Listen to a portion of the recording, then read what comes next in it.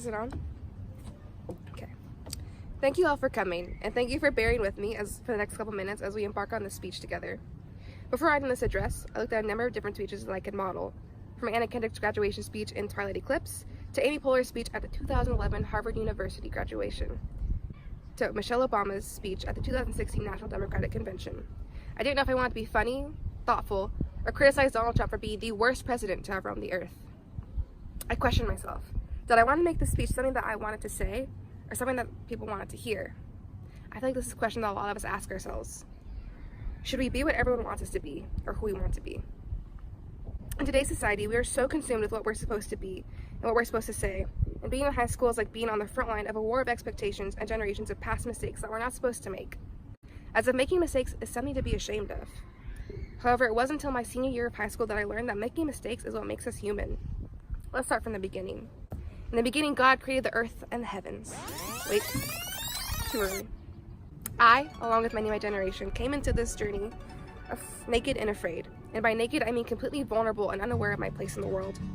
I remember very clearly walking into my freshman year with a level 10 band camp tan, a mouthful of metal, and glasses that took up way too much of my face, and a nose that I hadn't and still haven't grown into yet. At the time, I was still in my emo phase, which meant flannels, black jeans, and combat boots in the Texas summer heat. I had way too many binders and folders and a 32-pack of mechanical pencils because I was afraid that I would run out on my first day.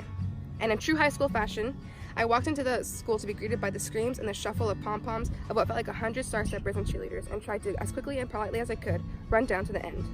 Newsflash, every single teenager hates having to walk through a barricade of screaming girls on their first day of school. I didn't know where I was. I didn't even know where to go, or what classes I had to take. But nevertheless, I persisted and proceeded to follow the next kid with braces and glasses that I could find.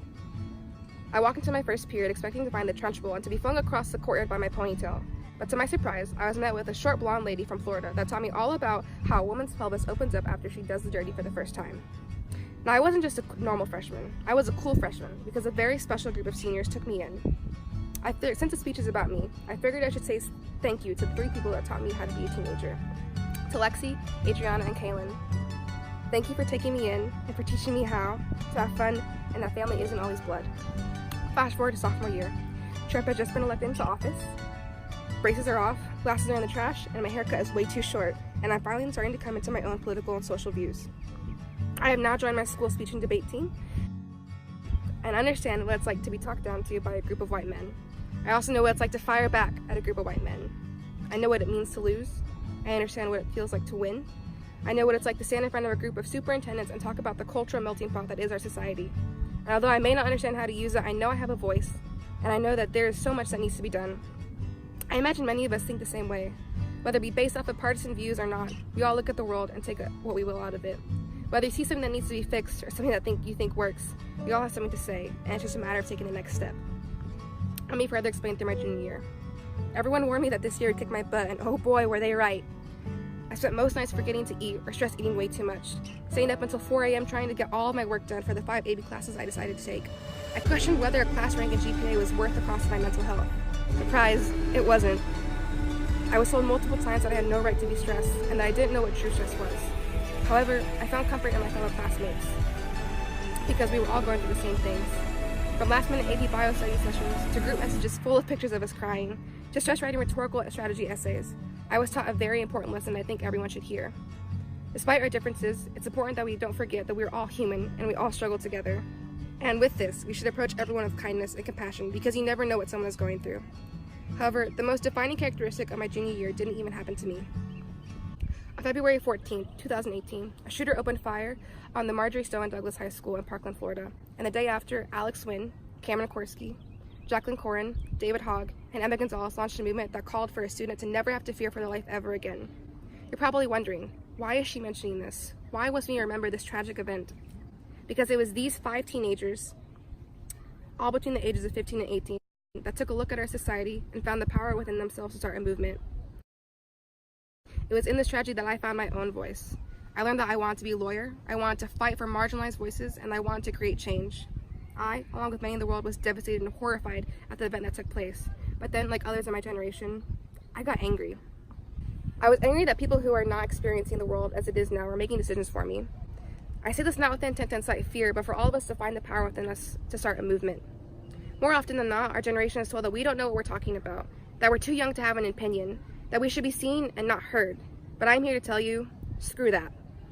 We are either at the age or months away from being able to vote, to get tattoos, piercings, buy scratch tickets, finally go to the Windstar Casino, and we're expected to sit idly by and not have a say on decisions that affect us. I call BS. I urge you to do the same. I urge you to be your true self, to speak your mind, to disagree, to listen, to learn. Whether it be cutting your hair, going against a social norm, or saying no for once, I hope that we can all find it within ourselves to incite change, whether it be for ourselves or for society. And last but not least, my senior year. I came into this year thinking that I had everything figured out, but little did I know that I had so much to learn. To start off, high school isn't just about finding the cosine of a triangle or learning how an impulse travels down the axon of a neuron. It's about learning how to be a better human, actually sitting down and listening to another person without the intent of winning an argument. It's about the friends that you make along the way, the laughs you share, the countless hours that you spend together at a band contest or debate competition, the shared tears over a tough class, the late night trips to IHOP after a lost football game. It's about the family that you create that will stay with you forever. It's about the teachers that teach you about compassion, empathy, and that's okay to ask for help. The long car rides to competitions, the failed pranks. It's about beginning to find yourself and understanding that this isn't the end, but only the beginning. Before I leave you, I want to remind you that you have a voice and that we all have the power to change the world. I want to urge you to tell your teachers thank you and to hug your friends when you can. And finally, I want to tell you that it's okay to make mistakes.